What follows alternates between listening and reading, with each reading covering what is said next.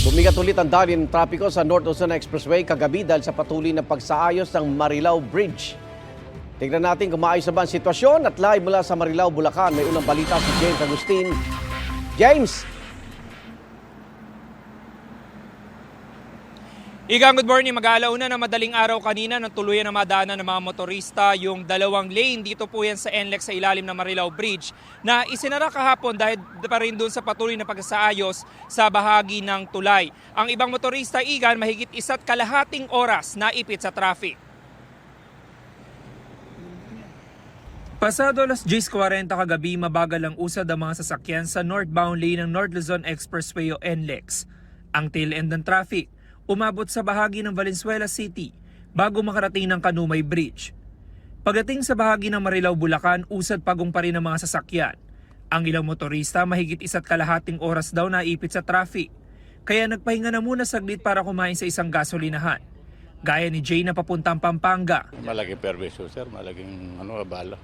Hindi matatama yung oras na sakto. Dapat ma-action na agad yan, dapat magawa ka agad. Ganyan din ang karanasan ng pamilya ni Annaliza. Napaka-hassle po kasi ang aga namin umalis sa Parañaque, kala namin makakauwi kami agad. Paglagpas namin ng toll gate, ayun na, ipit na. Ipit na yung traffic, ayaw na siyang umusad. Ngayon na lang nga siya umuusad ng ganyan eh. Pero kanina talagang stuck kami. Ang dahilan niyan, isinara ang dalawang lane kahapon sa ilalim ng Marilao Bridge dahil sa patuloy na pagsasaayos sa bahagi ng tulay na tinamaan ng truck noong nakaraang linggo. Libre rin kahapon mula alauna na madaling araw hanggang hating gabi ang toll ng mga sasakyan sa northbound lane mula Balintawak hanggang May Kawayan.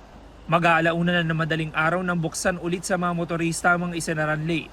Sa mismong Marilao Bridge, nagpapatupad pa rin ang stop and go scheme sa mga motorista dahil sarado ang westbound lane nito. Tanging mga Class 1 vehicles muna ang pinapayagan na makadaan. Malaki pang oras na wala na sa amin dito dahil sa haba ng traffic, sa dami ng sasakyan. Wala tayong magagawa dahil para sa safety din natin yung yung kalsada na yan. Kasi naman madisgrasya pa ibang tao. Sana mabilis para wala ng traffic.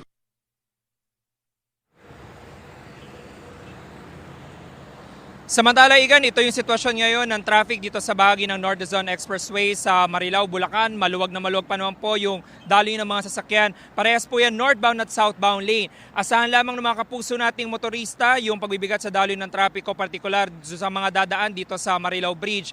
Dito sa looban na po yan ng Marilao, Bulacan dahil nagpapatupad pa rin ng stop and go scheme doon sa ibabaw ng tulay. Yan ang unang balita mula rito sa Bulacan. Ako po si James Agustin para sa GMA Integrated News. Igan, mauna ka sa mga balita, mag-subscribe na sa GMA Integrated News sa YouTube para sa iba't ibang ulat sa ating bansa.